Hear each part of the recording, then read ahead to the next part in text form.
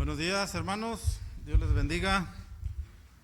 Bienvenidos a todos a este día para venir a adorar a nuestro Padre Celestial, a escuchar de su palabra. Bienvenidas las visitas también. Pedimos al Señor que les dé conforme a lo que cada uno necesita, no solamente a su pueblo, sino también a aquellos que están de visita el día de hoy, para venir a escuchar su palabra. Pues vamos a continuar con el capítulo 12, terminándolo con el favor del Señor el día de hoy, culminando este tema importante también para la vida de la iglesia, cómo podemos aprender tantas cosas en este capítulo número 12, pero pedimos al Señor que nos ayude a continuar y terminar este tema y que podamos nosotros aprender más de nuestro glorioso Señor Dios Todopoderoso, que Él es el que gobierna. ¿Podemos creer esa verdad que Dios gobierna, como hemos cantado ahorita en la mañana? Dios gobierna su creación a pesar de todas las cosas que suceden en el mundo. ¿Cómo podemos creer y saber esto? Que Dios gobierna, que Dios tiene el control de todas las cosas. A pesar de las guerras que hay en el mundo, tanta hambre, tantas circunstancias difíciles, tantas muertes que están sucediendo ahorita en estos tiempos, ¿cómo podemos saber y entender que Dios tiene el control de todas las cosas? ¿Dios quiere que sucedan? Dios de alguna manera los permite, ¿no? Pero no es que quiera. Todas estas cosas han venido a causa del pecado. Todo esto que vemos es a causa del corazón del hombre. El pecado que mora en el corazón de las personas. No es que Dios quiera, Dios permite muchas cosas, pero también tiene propósitos para ellas y nos va a enseñar también cómo Dios es que ha permitido tantas cosas en la vida de su pueblo y las permite hasta el día de hoy. Pues vayamos a la Escritura y que el Señor sea quien nos muestre esta verdad de su palabra. Y el título, el mensaje del día de hoy es: solo a Dios la gloria. Solo a Él la gloria de todo. ¿Por qué? Porque al final de cuentas Él es el creador, nosotros somos sus criaturas y nos debemos a nuestro glorioso Señor. Acompáñenme a orar, hermanos, por favor, y visitas que están aquí también esta mañana. Padre Celestial, una vez más queremos alabarte, queremos honrarte, queremos darte toda la gloria y la honra, Señor, porque solo tú la mereces, porque tú eres digno de recibirla. Porque tú eres el creador, el sustentador, tú eres el Dios que ha creado este mundo y lo sostiene hasta el día de hoy. Así que, Señor, ayúdanos a depender de ti en este tiempo y te pedimos también por este tema importante para nosotros el día de hoy, que podamos nosotros aprender más de ti, Padre, y que podamos nosotros glorificarte también en nuestras vidas y no solo aprender de ti, sino que nosotros también vivamos lo que aprendemos de tu palabra. Te pedimos por cada corazón que está aquí, Señor, que obres grandemente de acuerdo a tu voluntad y de acuerdo a tu misericordia, porque te lo pedimos en el nombre poderoso de tu Hijo amado Jesucristo. Amén. Acompáñenme al libro de los Hechos, ahí donde estamos, pero ahora en el capítulo 2, versículo 44, por favor.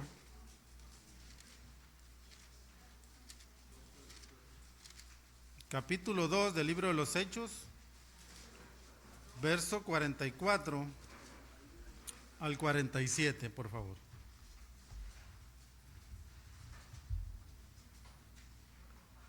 Capítulo 2, verso 44 al 47, dice la Escritura: todos los que habían creído estaban juntos y tenían en común todas las cosas, y vendían sus propiedades y sus bienes, y los repartían a todos según la necesidad de cada uno.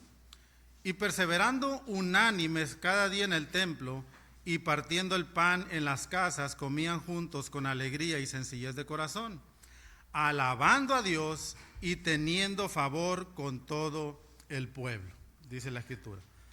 Capítulo 4, versículo 32, de ahí mismo del libro de los Hechos.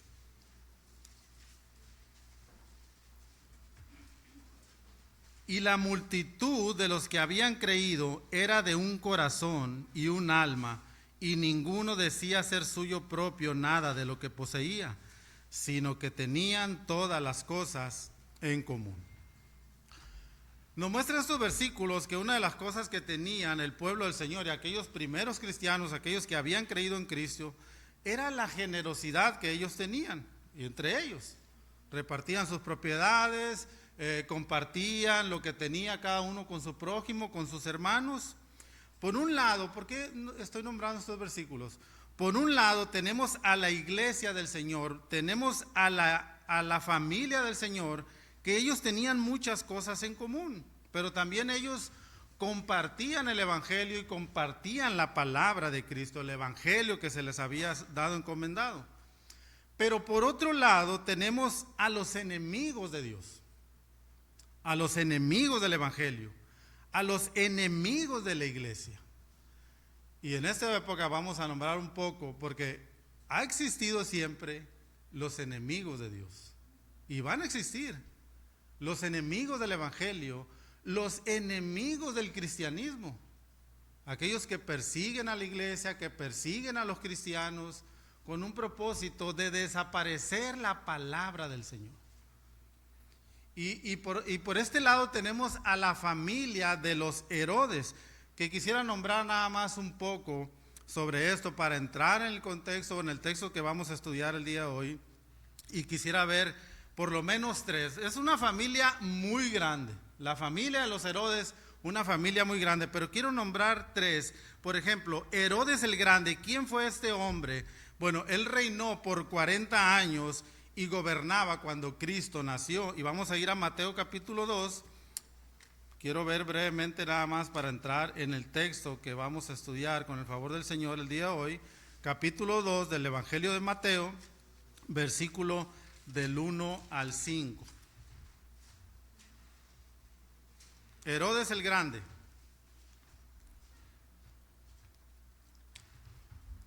Recordemos este pasaje, normalmente lo hacemos en la época de Navidad, ¿no? Dice la Escritura, ¿quién era este hombre? Y lo vemos aquí. Cuando Jesús nació en Belén de Judea, en días del rey Herodes, vinieron del oriente a Jerusalén unos magos, diciendo, ¿dónde está el rey de los judíos que ha nacido? Porque su estrella hemos visto en el oriente y venimos a adorarle. Oyendo esto, el rey Herodes se turbó y toda Jerusalén con él.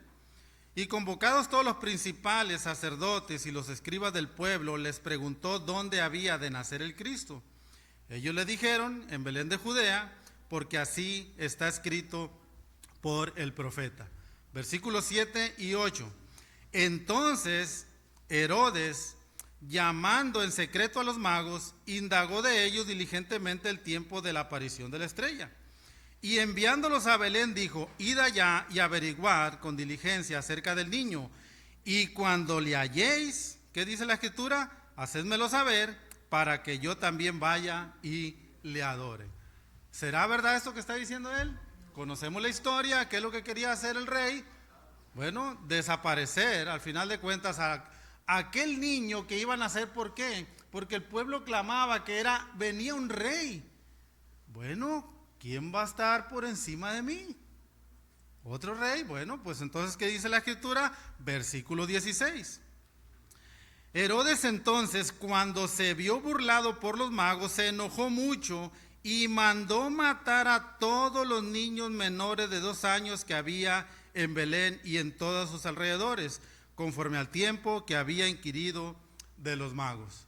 ¿Qué sucede? Bueno, recordemos que los magos se fueron por revelación por otro lugar para no regresar ante Herodes. Entonces, ¿qué hace Herodes para tratar de eliminar a ese rey que había de nacer? Manda matar a todos los niños, que dice aquí la Escritura,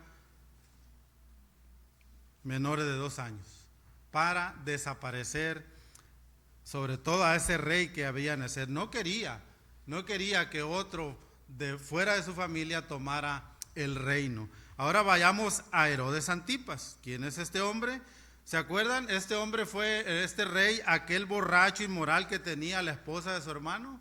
Y vamos a ir a Mateo, ahí donde estamos, capítulo 14, versículo del 1 al 4. Ya en el ministerio de Cristo vemos a este Herodes Antipas. Capítulo 14, versículo del 1 al 4. Nada más quiero ver un poquito de contexto, nada más la maldad de estos reyes, de estos Herodes. Dice la escritura, versículo 1 del capítulo 14 en Mateo. En aquel tiempo Herodes el tetrarca oyó la fama de Jesús y dijo a sus criados: este es Juan el Bautista, ha resucitado de los muertos, y por esto actúan en él estos poderes. Porque Herodes había prendido a Juan y le había encadenado y metido en la cárcel por causa de Herodías, mujer de Felipe su hermano.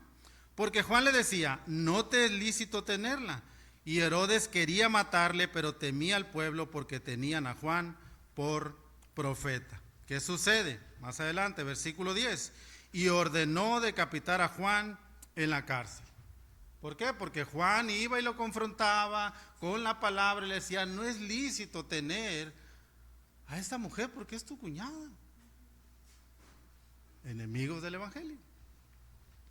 Y en este pasaje del capítulo 12, como lo nombramos la semana anterior, vemos a Herodes Agripa I.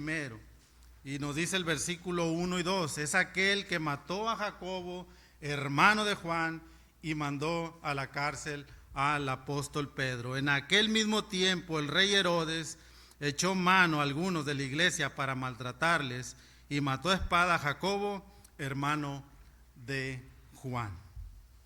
Una familia, los Herodes, una familia que siempre estuvo en contra de Dios, una familia que siempre estuvo en contra del cristianismo, una familia que siempre estuvo en contra de la iglesia. Una familia que siempre buscaba su propia gloria y no la gloria del Señor. Y lo vamos a ver más adelante. Pero ¿quién es más grande, hermanos? Los reyes estos que se creen poderosos, que piensan que tienen el control de todas las cosas, o el creador del universo, que es nuestro Padre Celestial. Y vamos a ir en el capítulo 12, versículo 17, vemos cómo Pedro, que es lo que estudiamos la semana anterior, cómo Pedro sale de con sus hermanos donde estaban orando y se va a otro lugar. Pero por otro lado también vemos a Herodes Agripa I, que él desciende de Judea a Cesarea en el versículo 19, y veamos un poco el contexto que estudiamos la semana anterior. ¿Qué sucedió? El plan malvado de Herodes era de perseguir a la iglesia de Cristo, perseguir a los cristianos, consiguiendo así agradar a los judíos, nos dice el versículo 3 del capítulo 12. Y viendo que esto había agradado a los judíos, procedió a prender también a Pedro. Eran entonces los días de los panes sin levadura. Eso es lo que estudiamos un poquito la semana anterior. Y la pregunta sería: ¿cómo es posible que Dios permita este tipo de gobernantes? ¿Dios realmente tiene el control de todas las cosas?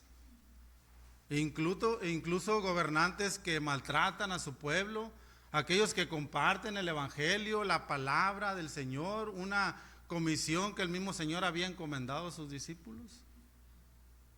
¿Cómo poder entender que Dios permite estas cosas? Es una pregunta que todo el mundo nos podemos hacer en algún momento. ¿Cómo es que Dios permite la maldad?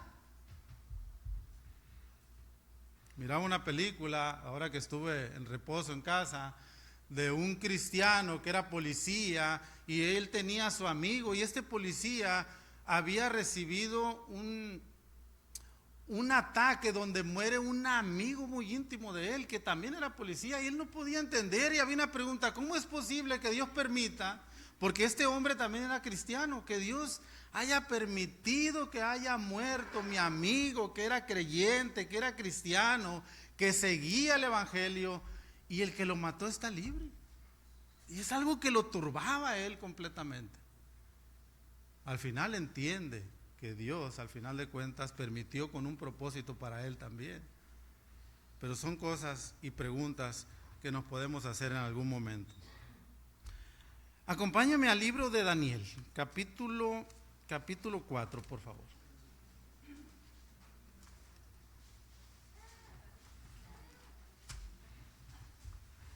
Daniel, capítulo 4.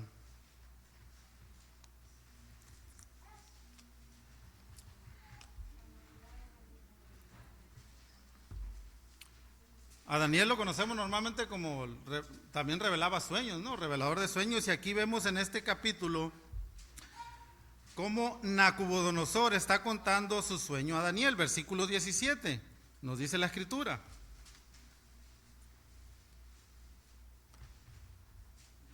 Dice, la sentencia es por decreto de los vigilantes y por dicho de los santos la resolución, para que conozcan los vivientes que el Altísimo gobierna el reino de los hombres, y que a quien él quiere lo da y constituye sobre él al más bajo de los hombres.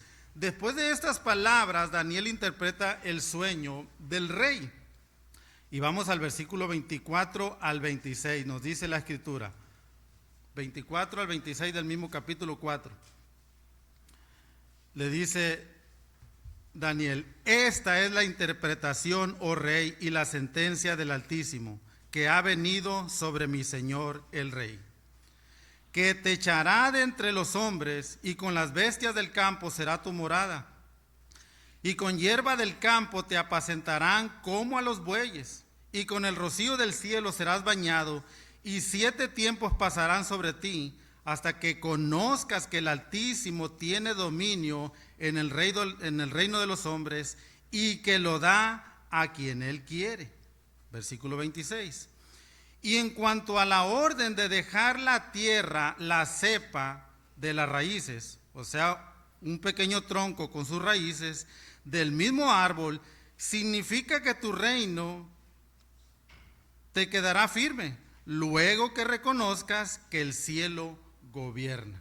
Esas son las palabras que le dice Daniel. ¿Y qué sucede? ¿Qué es lo que estamos viendo? Y vamos a ver más adelante cómo realmente se cumple esta escritura. Y vean lo que dice la última parte del versículo 26.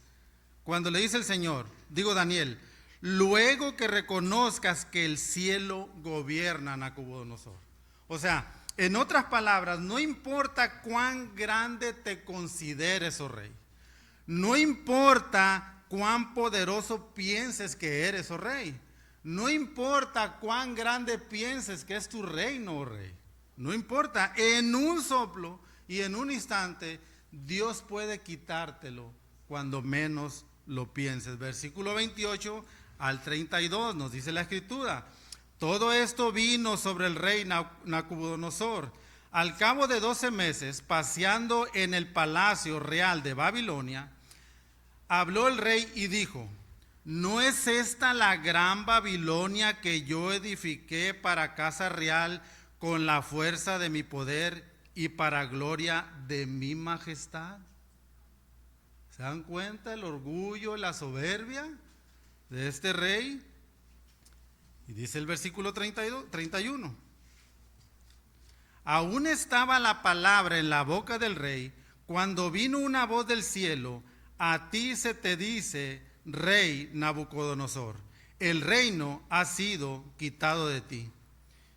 Y de entre los hombres te arrojarán, y con las bestias del campo será tu habitación, y como a los bueyes te apacentarán, y 7 tiempos pasarán sobre ti, hasta que reconozcas que el Altísimo tiene el dominio en el reino de los hombres y lo da a quien él quiere. ¿Qué sucedió? En un instante le fue quitado el reino a este rey. Y la escritura nos muestra que él cayó en tal locura que empezó a comportarse como un animal. Aquel que llegó a decir, yo edifiqué esta casa real con la fuerza de mi propio brazo y mi propio poder. Orgullo en la vida del rey. Y el mensaje, y lo vamos a ver, hermanos, más adelante, cómo el Señor, al final de cuentas, le devuelve el reino.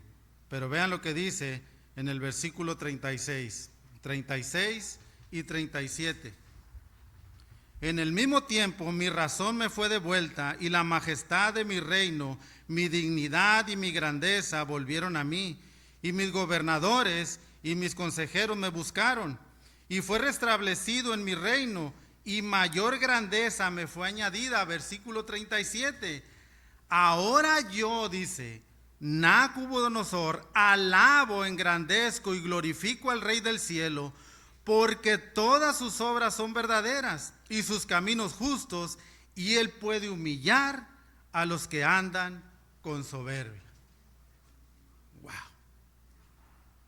Hasta que reconozcas, Rey, que el que gobierna es el Rey de los cielos, que tiene dominio sobre todas las cosas y los reinos los da a quien él quiere. ¿Cuál es el mensaje en esta porción? Que Dios es el que gobierna, y hermanos, es algo que no se nos debe olvidar.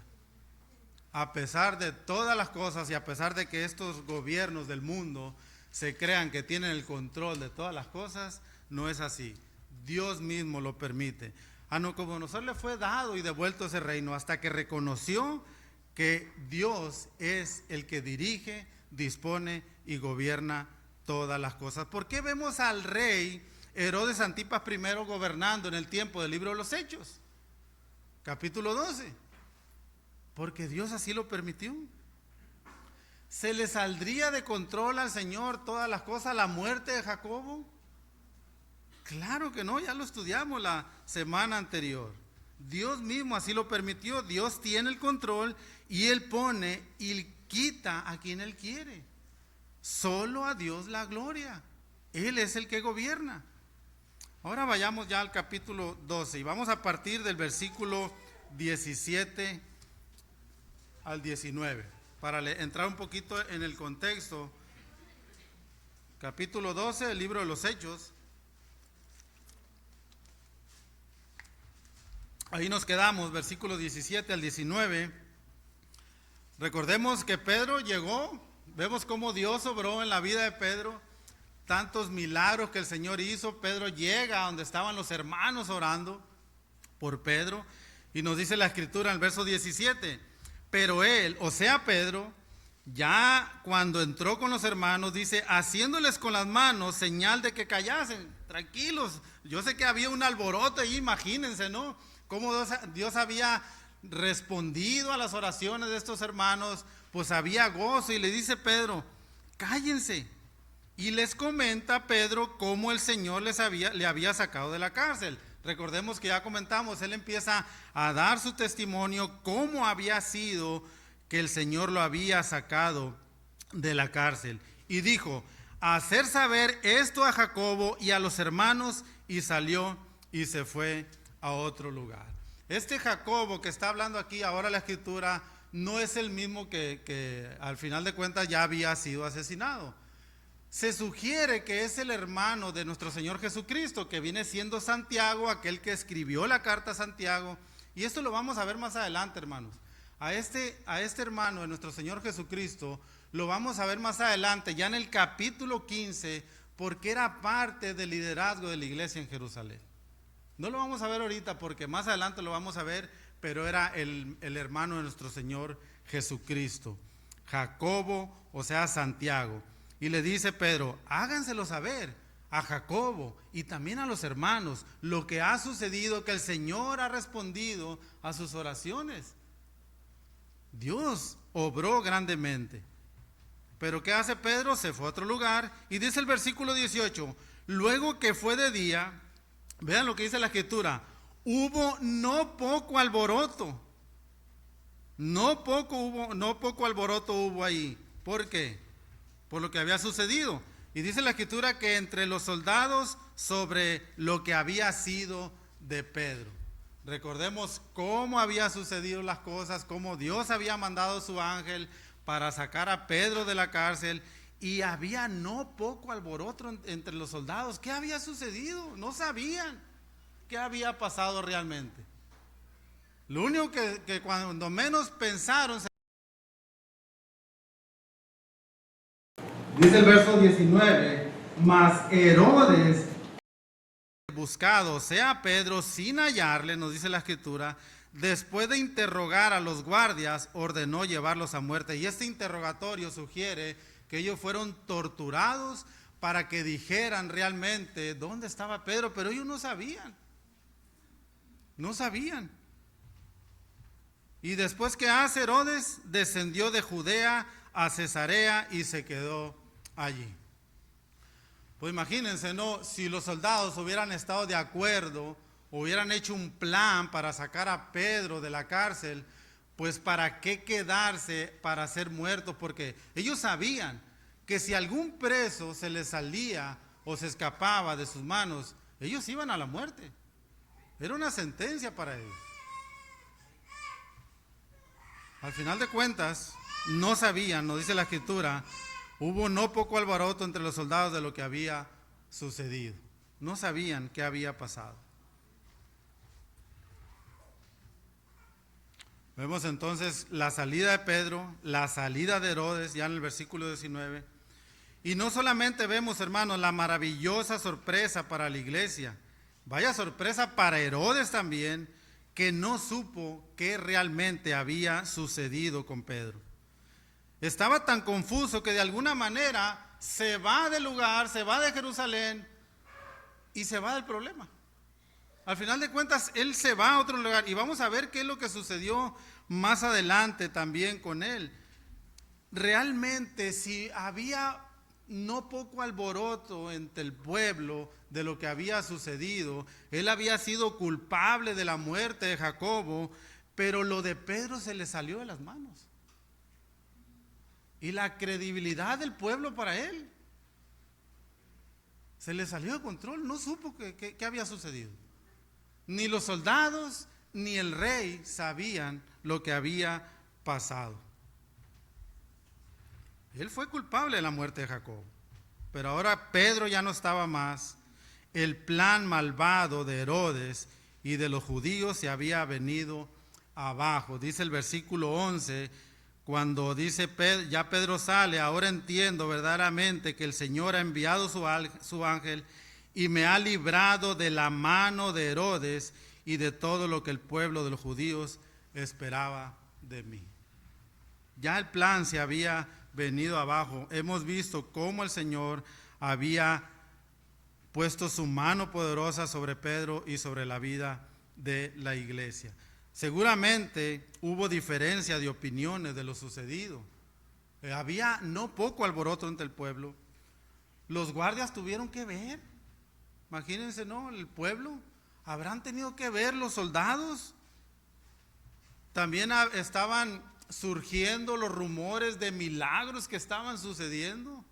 ¿Cuál sería la verdad? Pero ¿qué hace Herodes? Mejor se va. Y ahora vamos a ver, hermanos, punto número 1, la muerte de Herodes, versículo 20 al 23. En ese contexto entramos ya en esta porción de la Escritura. Dice la palabra del Señor: y Herodes estaba enojado contra los de Tiro y de Sidón, pero ellos vinieron de acuerdo ante él, y sobornado Blasto, que era camarero mayor del rey, pedían paz porque su territorio era abastecido por el del rey. Y un día señalado, Herodes, vestido de ropas reales, se sentó en el tribunal y les arengó, o sea, les dio un discurso. Dice el versículo 22, y el pueblo aclamaba gritando: voz de Dios y no de hombre. Al momento un ángel del Señor le hirió, por cuanto no dio la gloria a Dios, y expiró comido de gusanos. Esa es la historia de este rey Herodes Antipas. Algo había sucedido con los de Tiro y de Sidón. Y estas son dos ciudades que tenían sus puertos, que estaban al norte de Cesarea. Aunque ellos eran libres e independientes también, no dependían totalmente de esta región de Galilea, pero sí dependían del trigo que se cosechaba en Galilea. Pero algo había sucedido ahí con él, con Herodes. Estaba él enojado contra ellos, por alguna razón. No dependían totalmente de esta jurisdicción, pero sí necesitaban el trigo de la región de Galilea. Pero ¿qué hacen ellos? Ellos hacen algo y sobornan al siervo del rey llamado Blasto, que se cree que era el tesorero del rey, para que actuara como mediador entre las dos partes. Y al parecer funciona esta situación. Es lo que sucede aquí. Ellos pedían paz porque de alguna manera el rey había detenido el abastecimiento para estas regiones, que lo dice en el versículo 20, la parte última. ¿Por qué ellos piden paz? Porque su territorio era abastecido por el del rey. Entonces vamos a tener que arreglar esta situación porque el abastecimiento no está llegando. Entonces vamos a arreglar porque necesitamos de este trigo que es cosechado en esa región. Entonces vemos cómo sobornan a este siervo del rey. Uno de los historiadores, como Josefo, dice que el rey Herodes hace un plan para reunirse con los representantes de Tiro y de Sidón. Pero él escoge un día especial, y ese día especial que nos dice la Escritura, un día señalado, se cree que era el festejo para el fundador y emperador Claudio César. Entonces, como político, ¿qué hace? Bueno, escojo un día especial, va a estar el emperador ahí, llamo a los de Tiro y de Sidón, y entonces también hago un discurso para presentarlo también ante el pueblo. Y es lo que sucede. Un día importante para dar un gran discurso, mucha gente importante estaba allí, políticos, personas importantes, adineradas, de tal manera que el rey se viste de ropas reales. Y el historiador Josefo dice que el rey mandó a hacer este traje real de pura plata pura, de tal manera que cuando el sol se reflejara en él, brillara de tal manera que sorprendiera a todos los que estaban ahí. Vean cómo brilla. Impresionante, ¿no? Reyes orgullosos, soberbios, que las personas los vean como soberanos. Un traje hecho de plata que brillaría de tal manera cuando el sol reflejaba sus rayos ahí. Entonces dice el versículo 21 que el rey hace su discurso, dice la palabra del Señor. Un día señalado, Herodes, vestido de ropas reales, se sentó en el tribunal y les arengó, les empieza a dar este discurso que él había preparado para los de Tiro y de Sidón, para el emperador, para el pueblo que estuviera ahí. ¿Y cuál fue el resultado? Versículo 22.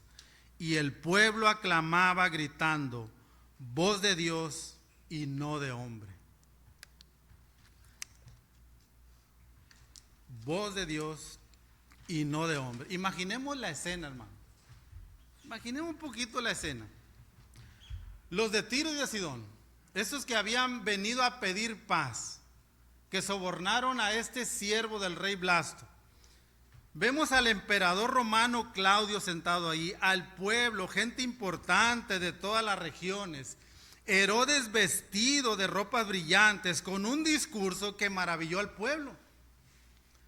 ¿Y por qué les digo esto? Este discurso que maravilló al pueblo, porque ellos literalmente empezaron a decir, es un Dios, no es un hombre el que está hablando. Es un Dios. Voz de Dios, no de hombre. Maravillados con el resplandor del rey, con este discurso que él había preparado. Literalmente es un Dios, no es un hombre. Y Herodes hace lo que todo rey y hombre es idolatrado, se lo cree. ¿Por qué decimos esto? Porque la Escritura dice, por cuanto no dio la gloria a Dios. Se lo cree. Como los faraones, como aquellos hombres del Antiguo Testamento, Nabucodonosor, que ellos creían que eran dioses de tal manera que pensaban que tenían el control de todas las cosas. Soy un Dios. Y nos dice el versículo 23, por cuanto no dio la gloria a Dios, nos dice el verso 23, al momento un ángel del Señor le hirió por cuanto no dio la gloria a Dios y expiró comido de gusanos. En un instante. ¿Cuál fue el delito? por cuanto no dio la gloria a Dios. Ese fue el delito. Soberbia, orgullo, por cuanto no dio la gloria a Dios. Y esto es algo, hermanos, que debemos de aprender nosotros. Vamos a ir al libro de Romanos, capítulo 1. Es importante que todo ser humano podamos entender esta porción de la Escritura. Porque esta porción nos va a mostrar que es la misma pena que llevarán aquellos que rechazan a Cristo, aquellos que rechazan el Evangelio, aquellos que rechazan a Dios, que se honran a sí mismos y que honran más las cosas creadas que al mismo Creador del universo. Y que viven para sí mismos y no viven para con Dios. Capítulo 1 de Romanos, versículo 18 al 25.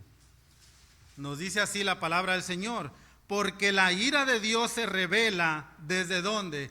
Desde el cielo contra toda impiedad e injusticia de los hombres. ¿Qué hacen? Que detienen con injusticia la verdad. ¿Por qué? Porque lo que de Dios se conoce les es manifiesto, pues Dios se los manifestó. Porque las cosas invisibles de Él, o sea de Dios, su eterno poder y deidad, se hacen claramente visibles desde la creación del mundo, siendo entendidas por medio de las cosas hechas, de modo que no tienen excusa, pues habiendo conocido a Dios, no le glorificaron como a Dios ni le dieron gracias, sino que se envanecieron en sus razonamientos y su necio corazón fue entenebrecido.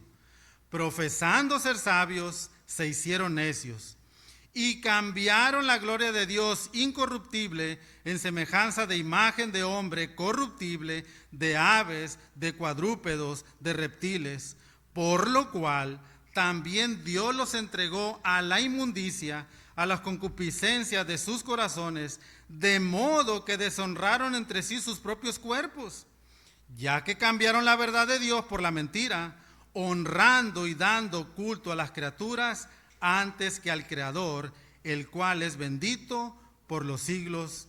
Amén.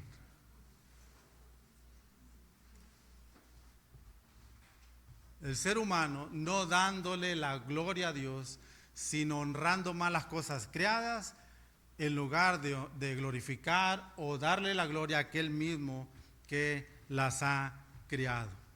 El juicio de Dios no vendrá solamente para los Herodes. El juicio de Dios no vendrá solamente para los faraones, los Hitler, aquellas personas malvadas que han tratado de exterminar el pueblo del Señor, como Amán, ¿se acuerdan del libro de Esther? Quería exterminar a los judíos. Sino el juicio del Señor también vendrá para todos aquellos que rechazan a Dios, que rechazan a Cristo, que rechazan al Evangelio, que rechazan al verdadero Dios, no dándole la gloria a Él, viviendo para sí mismos. El ser humano es lo que quiere hacer, vivir para sí mismo, darse su propia gloria. Es lo que sucede en el corazón del hombre. Es lo que realmente sucede. Queremos vivir en nuestros propios caminos, en nuestra propia opinión, tratando de llevar nuestra vida conforme a nosotros queremos y nuestros pensamientos. Pero no quieren nada con el Señor. ¿Y cuál es el resultado para aquellos que vivieron para sí mismos, que van a vivir para sí mismos, adorando más las cosas creadas antes que aquel mismo que las ha creado? Nos dice el capítulo 2, versículos 5, 6 de Romanos, dice la Escritura: pero por la dureza y por tu corazón no arrepentido, atesoras para ti mismo ira para el día de la ira y de la revelación del justo juicio de Dios, el cual pagará a cada uno conforme a sus obras. Es muy clara la Escritura. Muy clara, por la dureza y por el corazón no arrepentido. Lo único que el ser humano hace es acumular y acumular para el día que esté delante del Señor y que los libros sean abiertos. Y van a ser juzgados según sus obras. Ser humano viviendo para sí mismo. Salmo 62, versículo 11.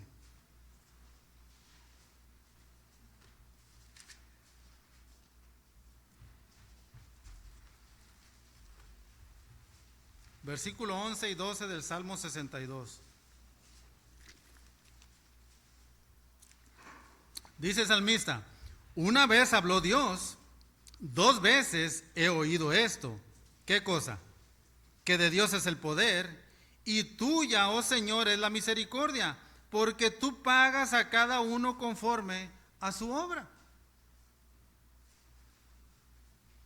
Lo que dice la Escritura, hablando del juicio del Señor.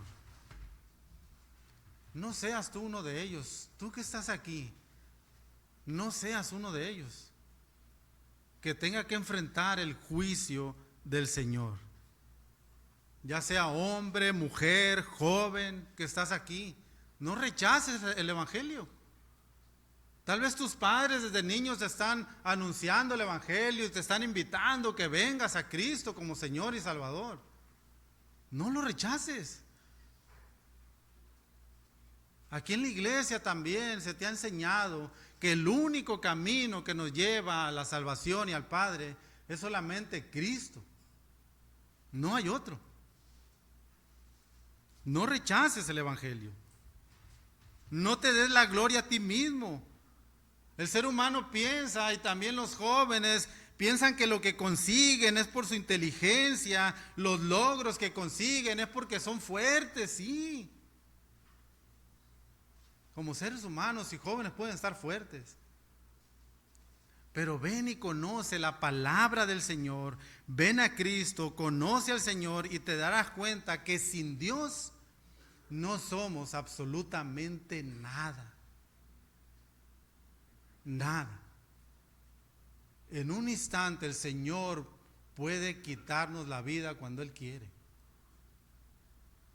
¿Y qué pasó con esa inteligencia que tienes el día de mañana? ¿Qué pasó con esa fuerza que tú crees que tienes el día de mañana? En un instante se van.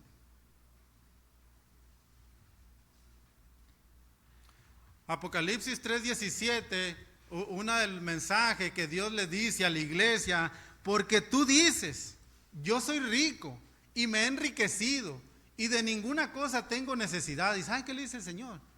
Y tú no sabes que eres un desventurado, miserable, pobre, ciego y desnudo. Sin Dios no somos absolutamente nada. Y vemos aquí en el capítulo 12, ¿qué sucedió con el rey? Al momento un ángel del Señor le hirió por cuanto no dio la gloria al Señor.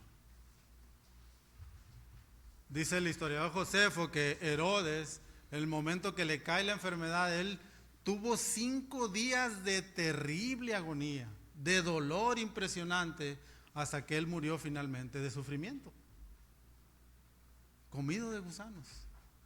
Una enfermedad que se cree que se forma a un lado del hígado, formando unos quistes, y cuando estos revientan, liberan miles de gusanos que se van a los intestinos y la persona muere al final de cuentas. Y es lo que le sucedió a Herodes. Pero esto es lo maravilloso, hermanos. El plan de Dios no se detiene. Ese es el segundo punto. El plan de Dios no se detiene. La palabra del Señor no se detiene. Y quiero que vayamos ahí mismo en el libro de los Hechos. Quiero ver varios pasajes. Capítulo 5, versículos 12 y 14. Capítulo 5 del libro de los Hechos, 12 y 14. 12 al 14, perdón, dice: y por la mano de los apóstoles se hacían muchas señales y prodigios en el pueblo, y estaban todos unánimes en el pórtico de Salomón. De los demás, ninguno se atrevía a juntarse con ellos, mas el pueblo los alababa grandemente, y los que creían en el Señor aumentaban más, gran número así de hombres como de mujeres. Capítulo 6, versículo 7 del libro de los Hechos. Y crecía la palabra del Señor, y el número de los discípulos se multiplicaba grandemente en Jerusalén. También muchos de los sacerdotes obedecían la fe. Capítulo 8, versículo 4 al 6.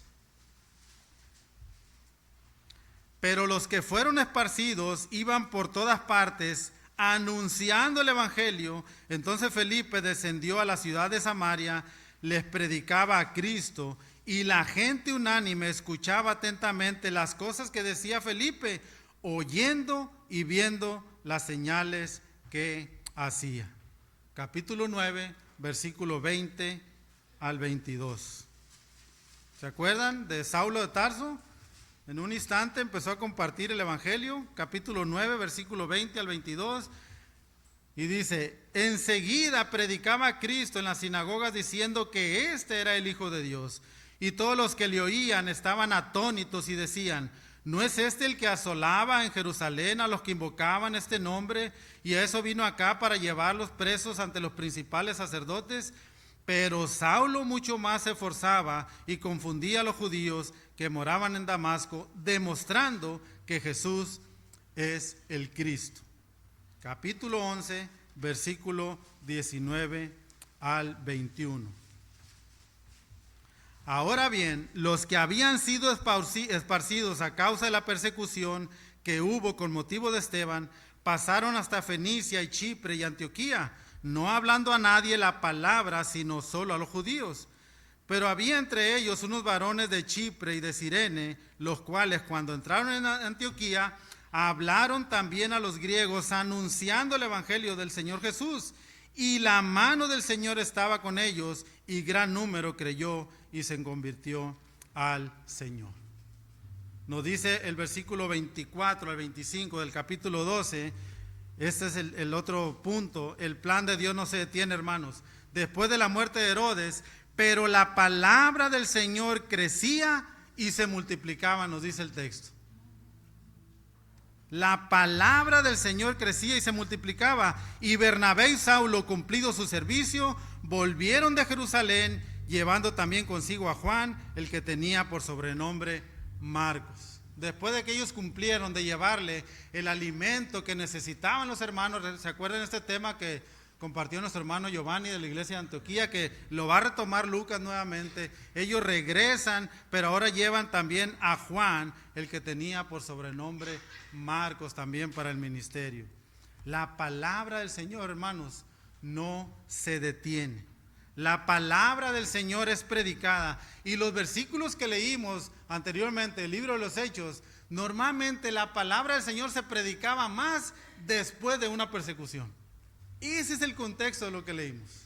Venía la persecución, venían las malas noticias para la iglesia, pero el evangelio después era predicado.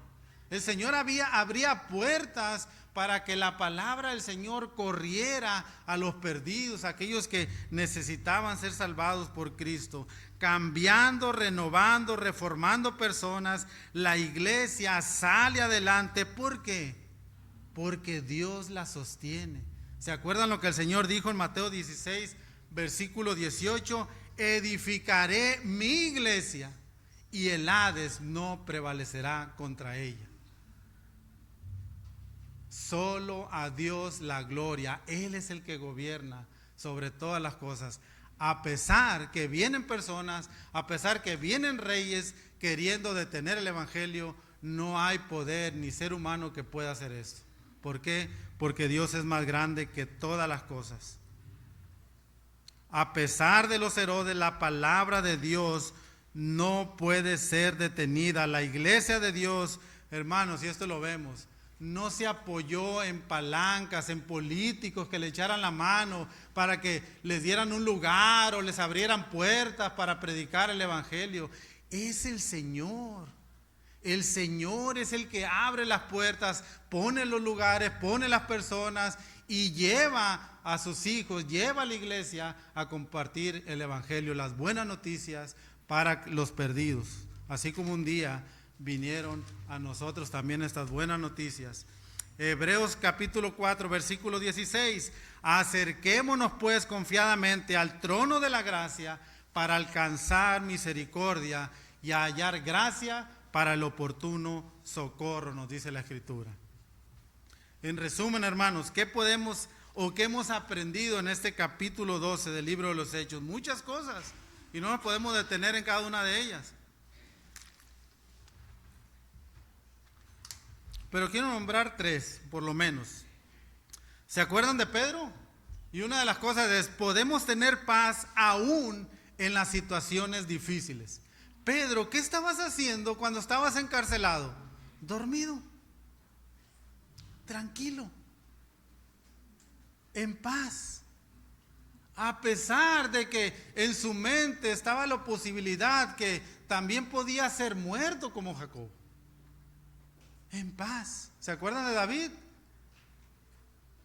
En paz me acosté y en paz me desperté, porque el Señor me sustentaba. En paz. Es posible tener paz aún en las situaciones difíciles de nuestras vidas.